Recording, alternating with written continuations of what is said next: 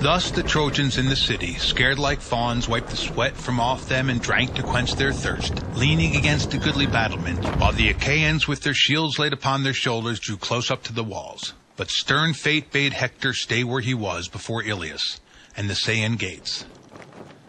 And come within the wall to protect us from this man. Stand not without to meet him.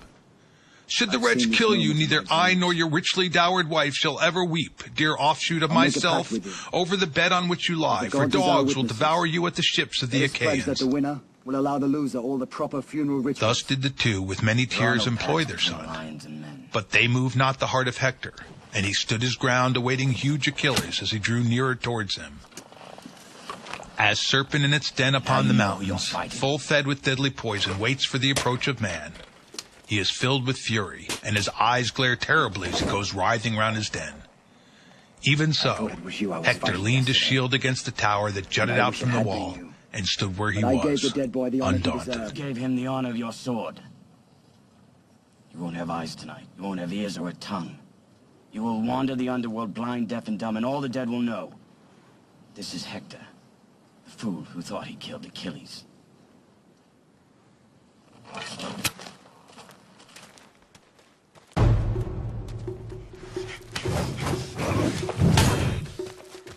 Alas, the gods have lured me on to my destruction. I deemed that the hero Deiphobus was by my side, but he is within the wall and Minerva has inveigled me. Death is now indeed exceedingly near at hand, and there is no way out of it. For so Jove and his son Apollo the far darter have willed it, though heretofore they have been ever ready to protect me. My doom has come upon me. Let me not then die ingloriously without a struggle, but let me first do some great thing that shall be told among men hereafter. As he spoke, he drew the keen blade that hung so great and strong by his side, and gathering himself together, he sprang on Achilles like a soaring eagle which swoops down from the clouds onto some lamb or timid hare.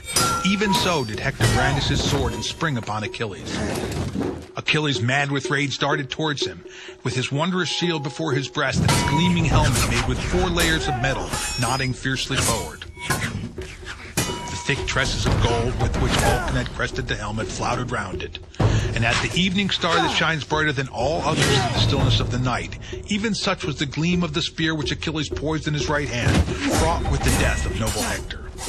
Thereon Minerva went close up to the son of Peleus and said, "Noble Achilles, favourite of the heaven, we too shall surely take back to the ships a triumph for the Achaeans by slaying Hector, for all his lust of battle. Do what Apollo may, as he liked groveling before his father, Aegis-bearing Jove, Hector cannot escape us longer. Stay here and take breath, while I go up to him and persuade him to make a stand and fight you." Get up, Prince of Troy. Get up. Won't let a stone take my glory.